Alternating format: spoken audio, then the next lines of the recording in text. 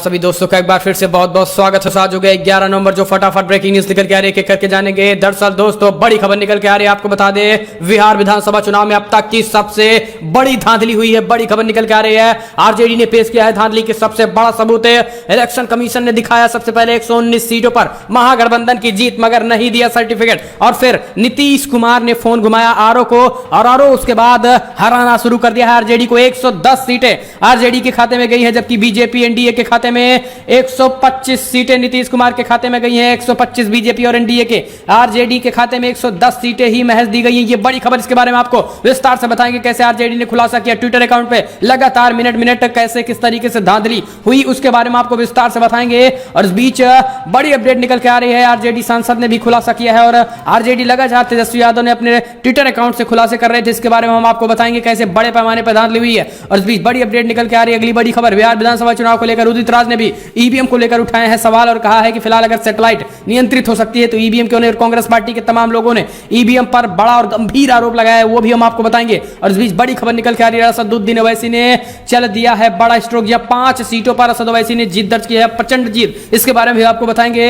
और इस बीच बड़ी खबर, फर्जी टीआरपी केस के मामले में रिपब्लिक टीवी के अर्णव गोस्वामी के बाद अब रिपब्लिक टीवी का एक और पत्रकार गिरफ्तार हुआ, तो सब कुछ खबरें एक एक करके विस्तार से बताएंगे। जहां पर पुष्पम प्रिया चौधरी का भी बड़ा ऐलान, बोली ईवीएम हैक हुआ था और हमारा जो वोट था वो भी एनडीए को ट्रांसफर कर दिया गया है, हमें 1500 वोट नहीं मिला बल्कि और बड़े पैमाने पर वोट मिला था। तो अब आप समझ सकते हैं, सब कुछ खबरें एक एक करके विस्तार से आपको बताएंगे, और कैसे बड़े पैमाने पर धांधली हुई और अब तक का सबसे बड़ा लोकतंत्र के साथ मजाक हुआ है बिहार में, वो भी बताएंगे। लेकिन उससे पहले अगर आप भी मानते हैं कि फिलहाल ये बिहार विधानसभा चुनाव लोकतंत्र को खत्म करके और ईवीएम के सहारे जीती गई है, और कहीं ना कहीं इस बार लोकतंत्र को कुचला गया है और तानाशाही से चुनाव जीता गया है फर्जी तरीके से, अगर आप भी इस बात का समर्थन करते हैं और जेडीयू आरजेडी के समर्थन करते थे तेजस्वी यादव को, इस वीडियो को लाइक करके अपना समर्थन दर्ज कर। दरअसल पहली बड़ी अपडेट निकल के आ रही है, सबसे बड़ी धांधली हुई है बिहार विधानसभा चुनाव में, आरजेडी ने पेश किया धांधली का सबसे बड़ा सबूत। इलेक्शन कमीशन ने दिखाया था 119 सीटों पर महागठबंधन जीत का, मगर नहीं दिया सर्टिफिकेट। जी ये बड़ी खबर निकल के आ रही है। और अब बाद में 125 सीटें पर नीतीश कुमार और एनडीए को जीत दिखा दी, जबकि महागठबंधन के खाते में 110 सीटें जाती हुई दिखाई दी है। 110 सीटें मिली हैं, जबकि 8 निर्दलीय, जिनमें से 5 है असदुद्दीन ओवैसी की पार्टी को। दरअसल बिहार विधानसभा चुनाव में मतगणना के दौरान बड़ी धांधली का खुलासा हुआ है। आरजेडी लगातार आरोप लगा रही थी, और इनके राज्यसभा सांसद मनोज झा भी कई बार प्रेस कॉन्फ्रेंस कर चुके नीतीश कुमार पर बड़ा हमला बोला था। आपको बता दें कि लगातार एक के बाद एक नीतीश कुमार में खास करके जिस तरीके से हार रहे थे, हार की वजह से जब शाम होते होते तेजस्वी यादव की पार्टी आरजेडी और कांग्रेस पार्टी ने कमाल करना शुरू किया। खास करके आरजेडी ने, और सीटों का जो बढ़त था वो 120 को पार कर गया था दोस्तों, ये लगातार टेलीविजन पर भी दिख रहा था। लेकिन आपको बता दें इस बीच नीतीश कुमार के घर में बीजेपी के कई नेता पहुंचे, सुशील मोदी समेत, तो उसके बाद वहां से पूरा खेल शुरू हुआ, और शाम से ही फोन घुमाना शुरू हो गया आरओ रिटर्निंग ऑफिसर को, और सभी जिलाधिकारियों को निर्देश दे दिया गया है कि जिन जिन सीटों पर कुछ निकट मुकाबले में महागठबंधन उनको तत्काल हराया जाए, और उनको हरा करके बीजेपी या फिर जेडीयू को जीत दर्ज की जाए। ऐसे कई जगहों पर कई सीटें ऐसे निकल के आई हैं। आपको बता दें कि 119 उम्मीदवारों को यहां तक कि इलेक्शन कमीशन ने जीत की सूची भी जारी कर दी थी, बस उनको प्रमाण पत्र देना बाकी रह गया था। लेकिन उसके बाद जैसे ही आरओ को फोन घुमाया नीतीश कुमार ने, तत्काल हराना चालू कर दिया आरजेडी के प्रत्याशियों को। और यही कारण है कि आपको बता दें किसी को तो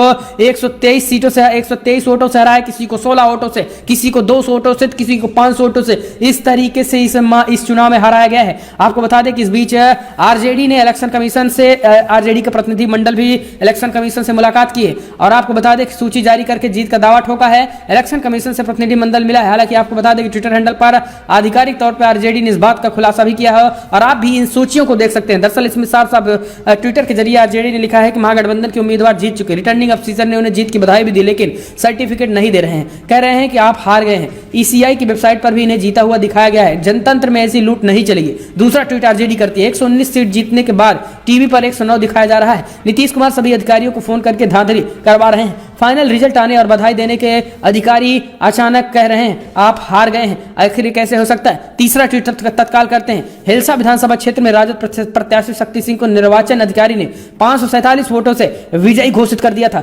सर्टिफिकेट लेने के इंतजार करने को कहा गया है। सीएम आवास से आरओ का फोन आता है, और फिर अचानक अधिकारी कहते हैं कि पोस्टल बैलेट रद्द होने के कारण आप 13 वोटों से हार गए हैं। अब आप समझ सकते हैं कि 13 वोटों से हराया गया है। और फिर अगला ट्वीट आता है, मुंगेर विधानसभा में जबरदस्ती राजद उम्मीदवार के पोस्टल बैलेट को रद्द कर दिया गया है। 4 ईवीएम की गणना भी नहीं की गई और वहां पर बीजेपी के प्रत्याशी को जीत घोषित कर दिया गया है। इसके बाद अगला ट्वीट आता है, पहले इस ट्वीट पर आपको बता दें कि उम्मीदवार को 2400 वोट मिले थे। दरअसल बरबीघा विधानसभा सीट में एक न्यूज कशिश बिहार ने कहा कि वहां पे सुदर्शन कुमार फिर जीत गए हैं, कांग्रेस के गजानन शाही को 113 वोटों से हराया है। अब राष्ट्रीय जनता दल ने इसकी सच्चाई बताई। उन्होंने ट्विटर के जरिए लिखा कि पहले इस सीट पर कांग्रेस उम्मीदवार को 2400 वोटों से जिताया गया था, फिर नीतीश कुमार ने फोन के बाद रिकाउंटिंग में इन्हें मात्र 113 वोटों से जिता दिया गया। तो आप समझ सकते हैं कि कांग्रेस और आरजेडी के नेताओं को किस तरीके से हराया गया और यहां पर लोकतंत्र की साफ साफ गला घोटा गया है। और यही कारण है कि यहां पर आपको बता दें कि नीतीश कुमार जीत दर्ज कर चुके हैं। आपको बता दें कि यहां पर महागठबंधन के खाते में 110 सीटें गई हुई हैं, जबकि एनडीए के खाते में 125 सीटें गई हुई हैं। वहीं आपको बता दें कि तेजस्वी बीएसपी के खाते में एक, जबकि एलजेपी के खाते में भी एक जाती हुई गई है।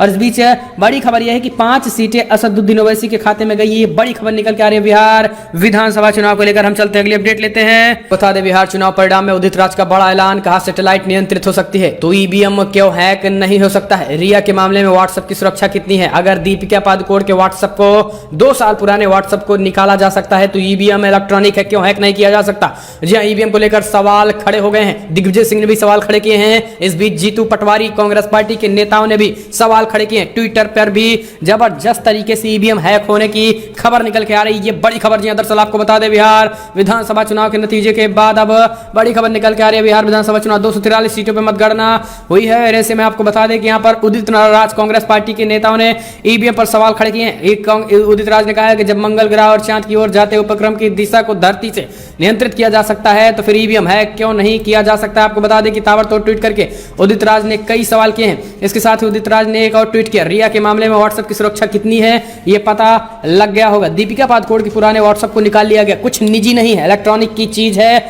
ईवीएम भी है, हैक करना कोई मुश्किल बात नहीं है। आपको बता दें कि सुबह से ताबड़तोड़ ट्वीट कर रहे हैं, लेकिन इस बीच अब सोशल मीडिया में भी लगातार इस तरीके के ट्वीट वायरल हो रहे हैं। ये बड़ी खबर निकल के आ रही है दोस्तों, आप इस पे क्या कहेंगे। इस बीच हम चलते हैं अगली अपडेट लेते हैं। असदुद्दीन ओवैसी 5 सीटों पर कब्जा हुआ। ये बड़ी खबर निकल के आ रही है। असदुद्दीन ओवैसी ने महागठबंधन का खेल बिगाड़ दिया है, 5 सीटों पर जीत दर्ज कर ली है। ये बड़ी खबर, क्या गेम चेंजर बनेंगे तेजस्वी, ये समय बताएगा, लेकिन गेम चेंजर बन सकते हैं। बिहार चुनाव के परिणाम अब दिलचस्प मोड़ पर आ गए हैं। एनडीए और महागठबंधन में कांटे की टक्कर है, वहीं दोनों गठबंधन बहुमत के करीब है, लेकिन असद ओवैसी की पार्टी एआईएमआईएम ने बिहार में कमाल कर दिया है। ओवैसी की पार्टी ने सीमांचल में 5 सीटों पर जीत हासिल कर दी है। बिहार में अब तक के चुनाव में ओवैसी की पार्टी का सबसे शानदार प्रदर्शन रहा है। वहीं जिस हिसाब से नतीजे आए उससे लगा कि ओवैसी के पास सत्ता की चाबी हो सकती है।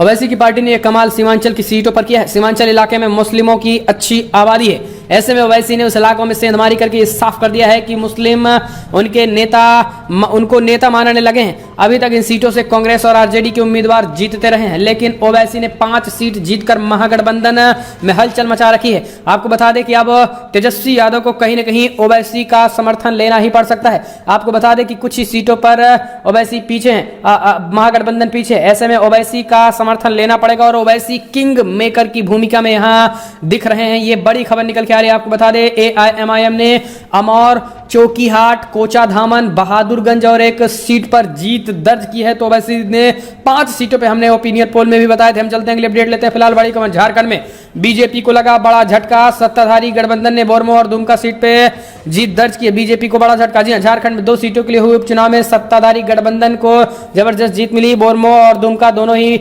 विधानसभा सीटें बरकरार रखी। बीजेपी को बड़ा झटका लगा। बेरमो में कांग्रेस के अनूप सिंह ने भाजपा के योगेश्वर महतो को 14,000 मतों से पराजित किया। वहीं दुमका में मुख्यमंत्री के छोटे भाई बसंत सोरेन ने 11 चढ़ के लगातार पिछड़ने के बाद भाजपा की लुईसी मर्रांडी को लगातार 6,000 मतों से हरा दिया है। ये बड़ी खबर निकल के आ रही है झारखंड में।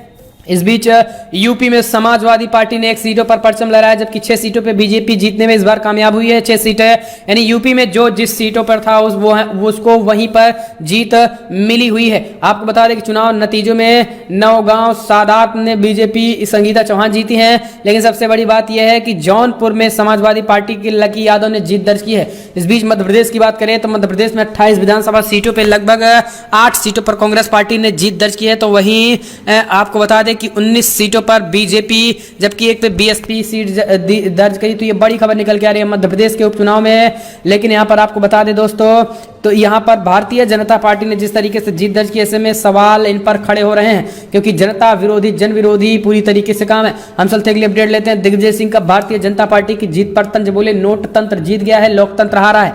मध्य प्रदेश में विधानसभा के 28 सीटों के लिए हुए उपचुनाव के बाद वोटों की गिनती में अब बीजेपी लगभग 20 सीटों पर हुई, जबकि कांग्रेस 7 सीटों पर, बहुजन समाज पार्टी भी 1 सीटों पर जीती है। लेकिन यहाँ पर आपको बता दें कि भारतीय जनता पार्टी को लेकर जिस तरीके से जीत दर्ज की है, इतने विरोध के बावजूद उस पर दिग्विजय सिंह ने बड़ा हमला बोला है। दिग्विजय सिंह ने ट्विटर के जरिए कहा है कि मैंने आपसे सुबह कहा था कि चुनाव लोकतंत्र और नोटतंत्र के बीच था, जनता और प्रशासन के बीच नोटतंत्र जीत गया है, लोकतंत्र हार गया है। मध्य प्रदेश उपचुनाव के नतीजों पर कांग्रेस के वरिष्ठ नेता दिग्विजय सिंह ने बड़ा हमला बोला है। हम चलते हैं अगली अपडेट लेते हैं। फिलहाल बिग ब्रेकिंग न्यूज निकल के आ रही है। 11 राज्यों की 59 सीटों पर हुए उपचुनाव में भाजपा ने 40 पर मारी बाजी। जी हाँ, दरअसल मंगलवार के दिन भाजपा के लिए काफी शानदार बताया जा रहा है। यह ईवीएम वाला 11 राज्यों में उपचुनाव हुए थे। जानकारी के मुताबिक देश के 11 राज्य छत्तीसगढ़, गुजरात, हरियाणा, झारखंड, कर्नाटक, मध्य प्रदेश, मणिपुर, नागालैंड, ओडिशा, तेलंगाना और यूपी में 3 नवंबर 59 सीटों पर उपचुनाव हुए थे। इनमें से छत्तीसगढ़, हरियाणा और तेलंगाना में 1-1, झारखंड, कर्नाटक, नागालैंड और ओडिशा में 2-2, मणिपुर में 5, यूपी में 7, गुजरात में 8 और मध्य प्रदेश में 28 सीटों पर वोटिंग हुई थी। भाजपा के खाते में बात करें तो 59 सीटों में 40 सीटों पर जीत दर्ज की है। पार्टी ने तेलंगाना में 1, कर्नाटक में 2, मणिपुर में 4, यूपी में 6, गुजरात में 8, मध्य प्रदेश में 19 सीटें अपनी झोली में डाली है। इस बीच 59 सीटों में 40 सीटों पर भाजपा ने जीत दर्ज की है, जो कि बीजेपी। इस बीच आपको बता दें कि ये बड़ी खबर निकल के आ रही है, जहां पर मध्य प्रदेश में 28 सीटों में से 19 सीटें बीजेपी ने अपने पाले में की है। और ये इस तरीके से आपको बता दें, हरियाणा में फिलहाल कांग्रेस पार्टी ने जीत दर्ज की है। कांग्रेस पार्टी ने बड़ा झटका दिया। छत्तीसगढ़ में भी कांग्रेस पार्टी ने जीत दर्ज की है। उपचुनाव में बीजेपी को बड़ा झटका दिया। जबकि अगर बात करें तो यहाँ पर झारखंड में भी बीजेपी एक भी सीट नहीं जीत पाई है। ओडिशा में भी कांग्रेस पार्टी के खाते में ही गई है 2 सीटों पर, बीजेपी को बड़ा झटका लगा।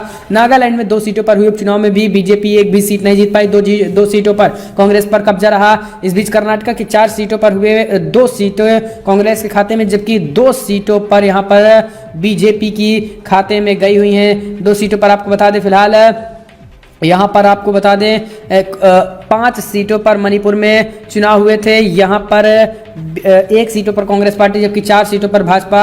इस बीच यूपी की 7 सीटों में 6 सीटों पे बीजेपी, 1 सीटों पर समाजवादी पार्टी। गुजरात में 8 सीटों में 8 सीटों बीजेपी ने जीत दर्ज की है। ये बड़ी खबर, गुजरात में भी 8 सीटों में 8 सीटें जीत दर्ज की, जबकि मध्य प्रदेश में 19 सीटों पर बीजेपी ने जीत दर्ज की है, बाकी पे कांग्रेस पार्टी ने जीत दर्ज की। हम चलते हैं अगली अपडेट लेते हैं। आपको बता दें, चिराग ने नीतीश कुमार को और AIMIM ने राजद कांग्रेस का बिगाड़ा है खेल। जी हाँ, दरअसल बिहार विधानसभा चुनाव का अभी अंतिम नतीजा पूरी तरीके से लगभग हो चुका है। करीब 20 सीटों पर कांटे की टक्कर थी, लेकिन शाम होते होते नतीजे साफ हो गए हैं। लेकिन अब सबसे बड़ा सवाल यह है कि क्या महागठबंधन का खेल असदुद्दीन ओवैसी ने बिगाड़ा, तो नीतीश कुमार का भी खेल यहाँ पर चिराग पासवान ने बिगाड़ा है। आपको बता दें कि चिराग पासवान ने लगभग 15 ऐसी सीटें हैं जहां पर चिराग पासवान को 32 से 32,000 वोट मिले हैं, और वहां पर बीजेपी जदयू के प्रत्याशी जो हैं वो 5-5 और 4-4 हजार वोटों से हारे हुए हैं। ये बड़ी खबर निकल के आ रही है। और यही महागठबंधन में सीमांचल की बात करें तो असदुद्दीन ओवैसी की पार्टी ने जिस तरीके से 5 सीटों पर जीत दर्ज की है, बाकी सीटों पर महागठबंधन का खेल 3-3 हजार 4-4 हजार वोटों से बिगाड़ दिया है। ये बड़ी खबर बिहार चुनाव से। हम चलते हैं अगले अपडेट लेते हैं। यूपी के 13 शहरों में पटाखों पर पूरी तरीके से प्रतिबंध, NGT गाइडलाइन का पालन करने का निर्देश दिया। दरअसल यूपी सरकार ने NGT न्यायालय के निर्देशानुसार प्रदेश के 13 शहरों में पटाखों की बिक्री और उसे जलाने पर पूरी तरीके से प्रतिबंध लगा दिया है। जिन शहरों में प्रदूषण का स्तर खराब है, वहाँ बहुत खराब और गंभीर सिचुएशन में है, प्रतिबंध लागू रहेगा। मुख्य सचिव राजेंद्र तिवारी की ओर से जारी निर्देश में मुजफ्फरपुर में प्रदूषण का स्तर खराब होने से, आगरा, वाराणसी, मेरठ, हापुड़ प्रदूषण का स्तर खराब होने से इन पे लखनऊ, गाजियाबाद में भी पटाखे नहीं फोड़ेंगे। हम चलते हैं अगली अपडेट। फर्जी TRP केस में रिपब्लिक टीवी में हुआ बड़ी गिरफ्तारी। जी ये बड़ी खबर। फर्जी TRP केस में रिपब्लिक टीवी में एक और पत्रकार हुआ गिरफ्तार। कोर्ट ने 13 नवंबर तक के लिए पुलिस हिरासत में भेज दिया है। दरअसल रिपब्लिक टीवी के वितरण प्रमुख घनश्याम सिंह को मंगलवार को कथित फर्जी TRP टेलीविजन रेटिंग पॉइंट मामले में गिरफ्तार कर लिया गया है। मुंबई पुलिस की अपराध शाखा ने अधिकारी से यह जानकारी दी है। घनश्याम सिंह को गिरफ्तार करने के बाद पुलिस ने किला कोर्ट में पेश किया है, जहां मजिस्ट्रेट ने घनश्याम सिंह को 13 नवंबर तक के लिए पुलिस हिरासत में भेज दिया है। अधिकारी ने बताया है कि रिपब्लिक मीडिया नेटवर्क के उपाध्यक्ष घनश्याम सिंह थे और उन्हें सुबह करीब 7:40 पर उनके घर से गिरफ्तार किया गया था। उन्हें बताया गया कि सिंह की गिरफ्तारी के साथ मामले में अपराध शाखा के अपराध अनुसूचना प्रकोष्ठ द्वारा 12 लोगों की गिरफ्तारी हो चुकी है। ये बड़ी खबर निकल के आ रही है। टीआरपी केस में लड़कों की समस्या बढ़ रही है। हम चलते हैं अगले अपडेट लेते हैं। फिलहाल बिग ब्रेकिंग निकल के आ रही है, जहां पर बिहार विधानसभा चुनाव में पुष्पम प्रिया चौधरी बोली ईवीएम हैक कर एनडीए को ट्रांसफर हो रहे हमारे वोट। बीजेपी पर लगाया गंभीर आरोप। दरअसल बिहार विधानसभा चुनाव में मतगणना का के दौरान ही आपको बता दें कि प्लूरल्स पार्टी की प्रमुख उम्मीदवार व सीएम उम्मीदवार पुष्पम प्रिया चौधरी ने कहा है कि हमारे जो वोट थे वो भी एनडीए में ट्रांसफर हो गए हैं और ये बीजेपी के इशारे पर हो रहा है। आपको बता दें कि उन्होंने बड़ा हमला बोलते हुए कहा है कि फिलहाल भाजपा ने चुनाव को प्रभावित किया है। सभी बूथों पर उनकी पार्टी के वोट एनडीए को ट्रांसफर किए गए, ईवीएम को हैक करके ऐसा किया गया है।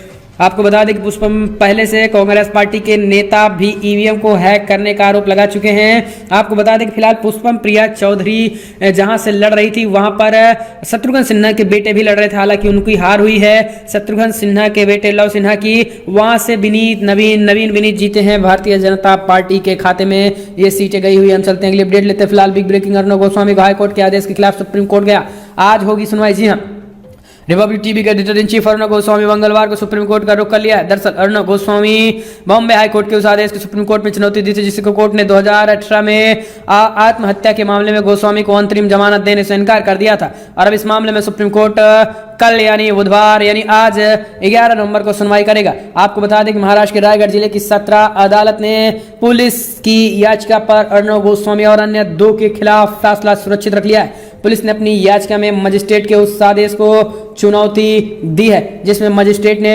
अर्णव को पुलिस हिरासत में भेजने से इनकार करते हुए 18 नवंबर तक के लिए न्यायिक हिरासत भेज दिया है। हम चलते हैं अगले अपडेट लेते हैं। आपको बता दें बिहार में महागठबंधन में बात करें तो महागठबंधन में लाल झंडा यानी लेफ्ट पार्टियों का जबरदस्त परचम देखने को मिला।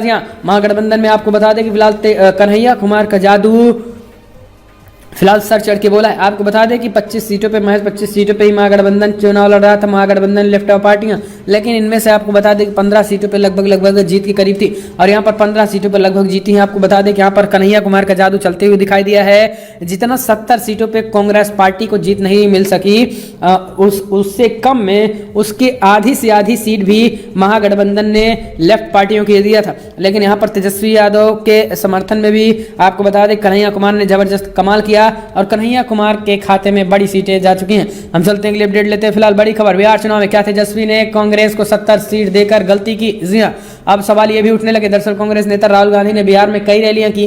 बिहार विधानसभा चुनाव में राष्ट्रीय जनता दल आरजेडी के साथ महागठबंधन के तहत 70 सीटें पर लड़ने वाली कांग्रेस के बमुश्किल 20 सीटों के पार जाती दिख रही है, यानी उनका स्ट्राइक रेट उनकी अपनी उम्मीदों से काफी नीचे है। अगर बिहार की राजनीति में हाल ही के दशकों में कांग्रेस के प्रदर्शन को देखा जाए तो यह हैरान करने वाली बात नहीं है। 2015 के चुनाव में भी कांग्रेस और आरजेडी और जनता दल यूनाइटेड के साथ महागठबंधन के तहत 41 सीटों पर चुनाव लड़ा, 27 सीटों पर जीती थी।